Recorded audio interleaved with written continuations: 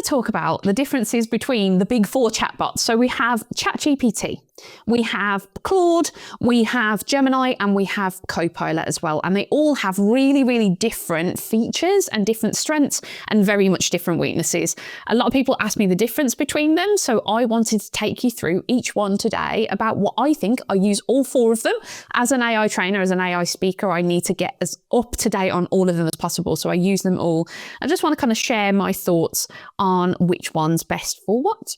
So the first one we have is ChatGPT, which is by OpenAI, and it's probably the most famous one.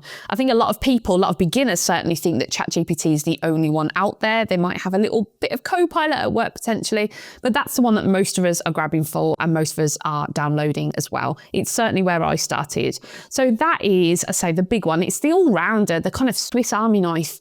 It is one of the most innovative chatbots out there. There are lots and lots of different new features coming out. It's generally the first to get. If there's something new that you can do, ChatGPT generally is the first one to bring it to the kind of masses.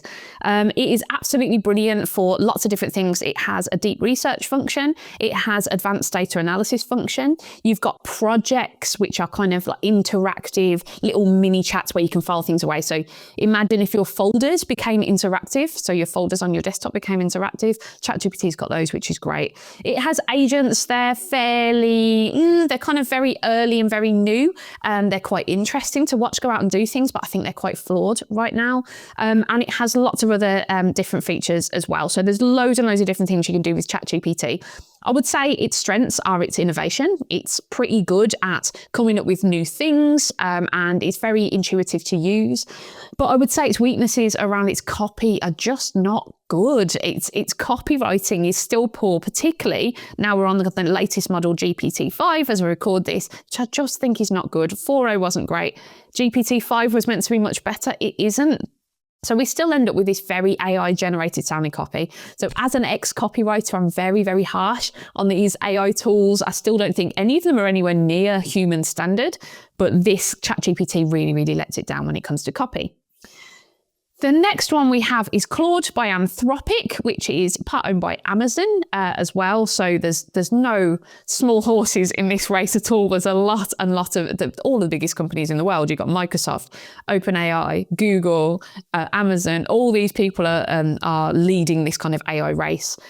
But Claude is by Anthropic, and this is the one that I use every single day. I think it's so clever, particularly the latest version, 4.5, Sonnet 4.5, which is just unbelievable. The level of humanity, the level of intelligence that it feels like it has. Sometimes it goes a little bit over the top. I would say it diagnosed me of having an illness when I got a little bit excited in the conversation. So I think that they kind of need to calm down the guardrails a little bit. But it is by far the most human sounding one. So when it comes to copywriting, this is the one that you need to go to. It also has loads of other features as well. It kind of really keeps up with ChatGPT with what it can offer. It doesn't have a kind of image generator. That's one of the weaknesses of it, but I don't think that's necessarily a strength of any of the others, really. So I tend to go elsewhere for my image generation. Now, I do think they're all going to be melding into one as a bit of they all want to be this all-rounder that you do everything on, particularly ChatGPT. But Claude is really good. It's got a great data analysis mode. It's got a great research mode as well. It also has something called projects, but they're different from ChatGPT. So Claude's projects are the same as kind of custom GPTs on ChatGPT, which I didn't mention before, but they are your kind of personalized version of a chatbot that you can build for a specific task. So that they're called Claude projects. They're fantastic. Now, Claude doesn't yet have agents. It doesn't have projects in the way ChatGPT has, but it kind of doesn't need it. It seems to spend more time on actually useful features. So ChatGPT's got loads of cool stuff, but the stuff you actually use day to day, or the stuff I personally use day to day, tends to be more Claude. Those things, the things it has focused on are simple, but they're genuinely useful. So that's your human sounding one and probably the most intelligent one in my experience. The next one is Gemini. Now, Gemini is by Google. They have a lot to lose here because they're losing that search race. People are starting to use AI chatbots instead of Google to search, so they really need to establish themselves. So the first thing they released was Bard. Bard was terrible, absolutely awful. It hallucinated all the time. It was just terrible. And then they released Gemini, and Gemini was much better. Now, Gemini has moments of genius. It has moments of being significantly better than all of the other chatbots, in my opinion. It sometimes will do something you think, oh, wow, let's forget the rest of the chatbots. I knew Google could do it. But then the next day it won't do the same thing. So I think one of the main weaknesses of Gemini is its inconsistency. It has the ability to be great. They have the data to make this the most wonderful thing, but it just doesn't hit the mark. And I've found this as well. I work with a lot of other AI trainers and they say the exact same thing back. Moments of genius, but inconsistency. So again, it has lots of different features and functions.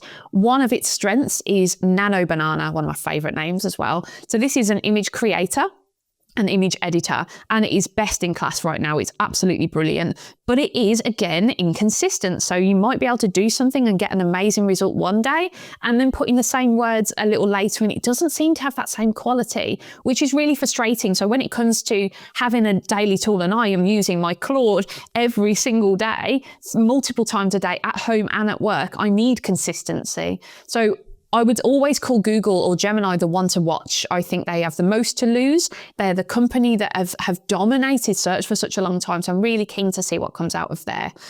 The fourth one is Copilot. Now, I absolutely hated Copilot for a long time. They were so far away from the other three. For me, it was the big three in Copilot. The ones that I've mentioned so far.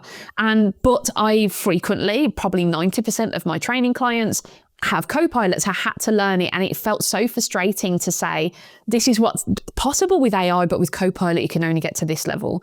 And it's very frustrating. And often in my training sessions, people would bring their work laptop that had Copilot, but they'd also bring their personal laptop so that they could do the better things and more interesting things and the stuff that they're doing on their phone outside of work as well. So everybody has, and this is what I found too, everybody has that ChatGPT in their pocket. That's the one that they're using at home, ChatGPT, or if you're a bit more into it, Claude or Gemini.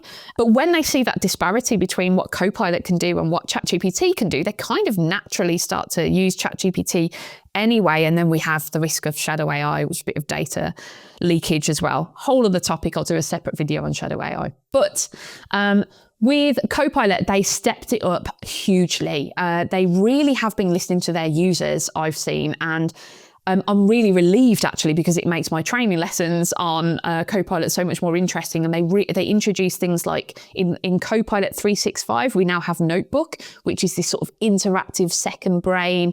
You can put loads of files into it, and then you can listen to almost like a controlled podcast of two people speaking about it. Really, really interesting. It's very much like Google's Notebook LM. I'll have a separate video on that as well. That's probably one of my favorite AI tools out there. But it has this notebook, so it has a kind of miniature version of that. You've got the Create tab on 365, which is really good because you can apply your own brand kit to images you create. And that Create tab uses ChatGPT's 4.0 image generator as well. So it's got lots and lots of different features. Biggest thing with Copilot is it integrates into your apps. So Gemini does the same thing. So Gemini integrates into Google Workspace, but there's far more people that are on Microsoft products, particularly in the corporate world that I work with. So it integrates into those apps. The amount it does that, or the quality of that integration, is a little bit, it will save you 5 minutes here and 10 minutes there, Copilot within your apps, but it's no great game changer yet.